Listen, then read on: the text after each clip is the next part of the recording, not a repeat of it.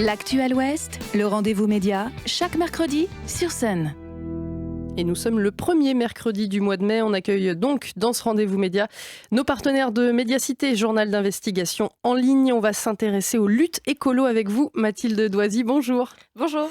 Vous signez pour Médiacité un article qui paraîtra demain et qui s'intéresse aux racines nantaises des soulèvements écolos. Est-ce qu'on peut dire Sainte-Soline-Nantes, même combat ? Eh bien, pas tout à fait, parce qu'a priori, il n'y a pas de bassine prévue en Loire-Atlantique.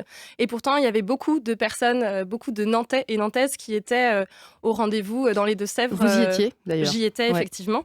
Qui étaient à ce rendez-vous dans les Deux-Sèvres fin mars pour lutter contre les méga-bassines.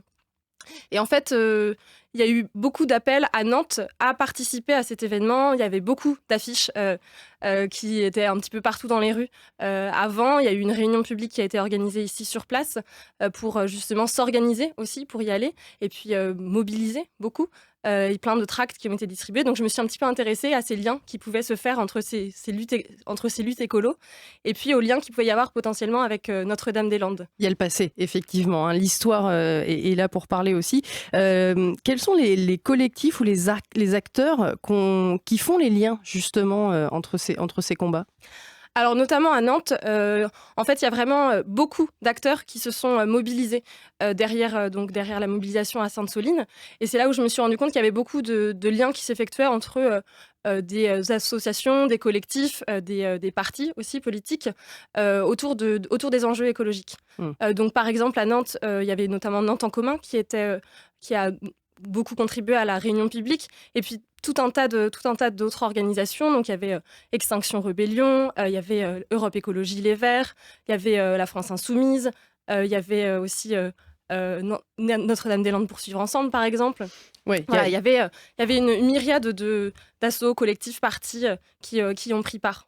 Ouais, et on ne cite pas là directement les soulèvements de la Terre, mais tout ça est effectivement tout à fait imbriqué.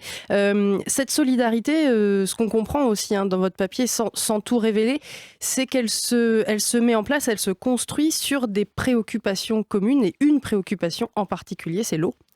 Oui, alors à la base, les collectifs, partis, etc. nantais se sont mobilisés à Sainte-Soline par souci d'une convergence des luttes écologiques et d'ailleurs aussi un peu sociales.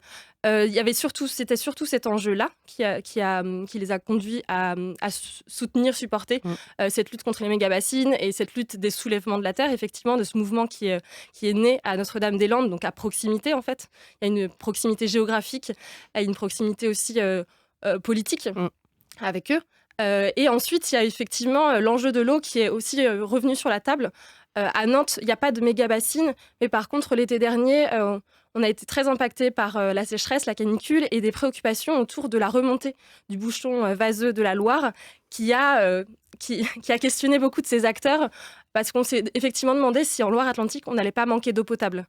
Et là, tout de suite, les questions deviennent forcément très impactantes quand on en arrive à ces points très précis d'eau potable. Tous les détails sont à retrouver dans cet article donc, que vous nous révélez en exclu aujourd'hui et qui sera à lire en intégralité demain. Mathilde, merci beaucoup.